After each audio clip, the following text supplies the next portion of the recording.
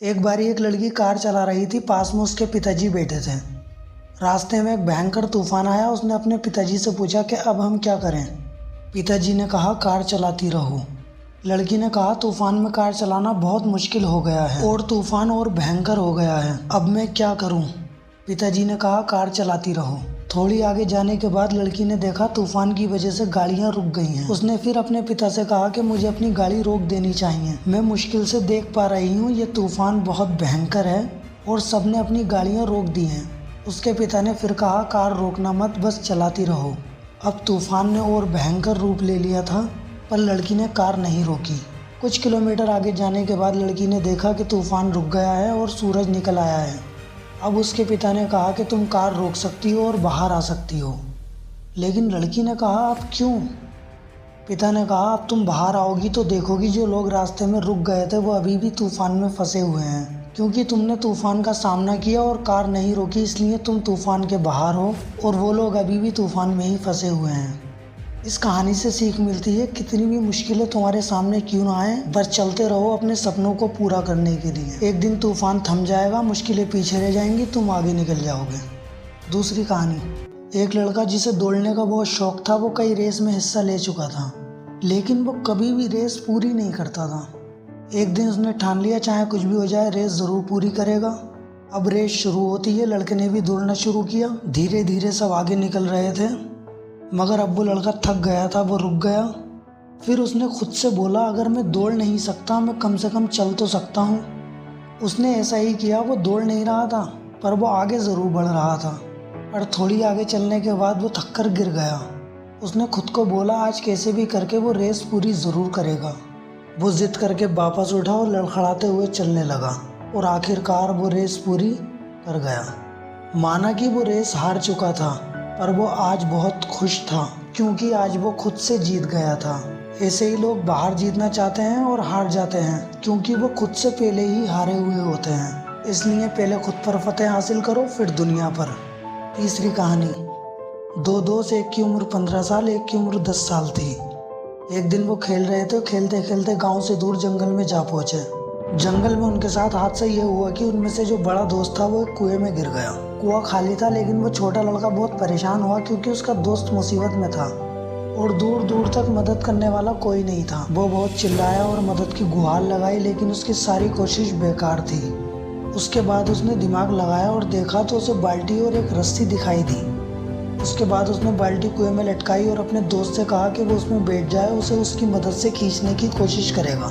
अब वो छोटा लड़का अपनी पूरी ताकत से उसको खींचने लगा, लेकिन बार बार रस्सी छूट जाती, लेकिन उसने हार नहीं मानी और आखिरकार उसने कुएं से उसको बाहर निकाल लिया। दोनों बहुत खुश थे। जब वो गाँव वापस आए, उन्होंने लोगों को इस घटना के बारे में बताया तो किसी ने भी उनकी इस बात पर विश्वास नहीं किया, क्योंकि लोग ये मानते थे कि एक बच्चा अपने से 5 साल के बड़े बच्चे को कैसे खींच सकता है। किसी को इस बात पर भरोसा नहीं हुआ।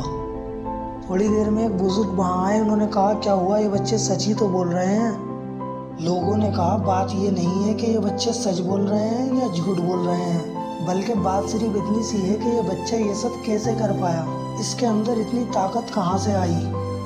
वो बुजुर्ग मुस्कुराए और कहा क्योंकि उससे वहाँ पर ये कहने वाला कोई नहीं था कि तू ये नहीं कर सकता, इसलिए जो ये कर रहा था इसे खुद पर विश्वास था और इसने कर दिखाया।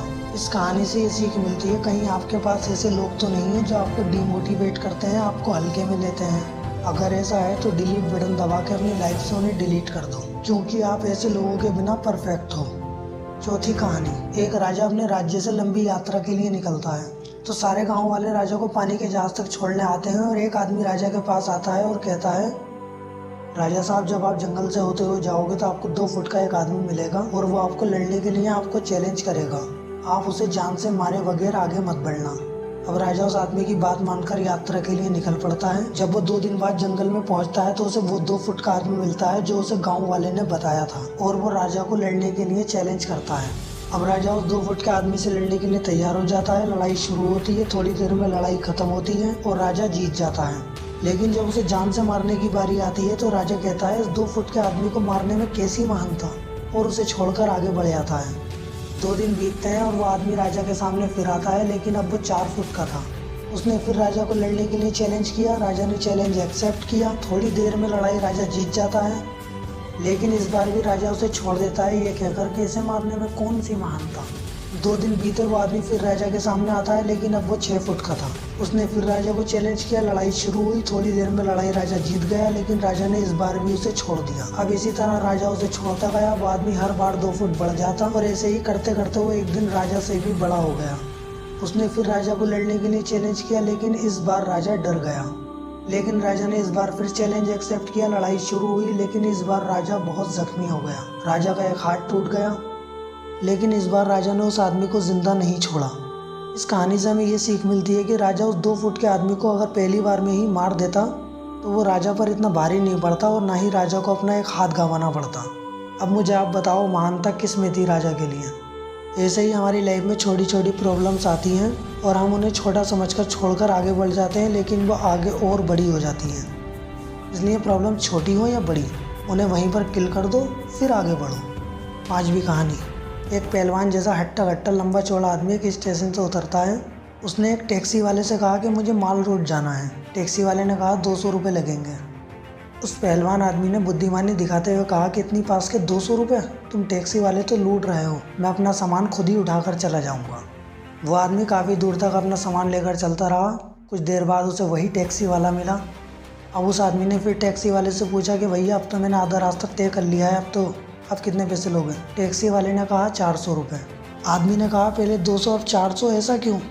टैक्सी वाले ने जवाब दिया कि महोदय आप इतनी देर से माल रोड की उल्टी डायरेक्शन में जा रहे हो, माल रोड दूसरी तरफ है। आदमी खामोश होकर चुपचाप टैक्सी में बैठ गया। इससे हमें ये सीख मिलती है कि मेहनत हमें हमेशा राइट डायरेक्शन में करनी चाहिए। डायरेक्शन अगर सही नहीं है तो सारी मेहनत बेकार है। 6ठी कहानी। एक गांव में एक बूढ़ा आदमी रहता था। वो दुनिया के सबसे दुखी लोगों में से एक था। वो हमेशा उदास रहता, लगातार शिकायतें करता और हमेशा ख़राब मूड में रहता। पूरा गांव उससे परेशान रहता था।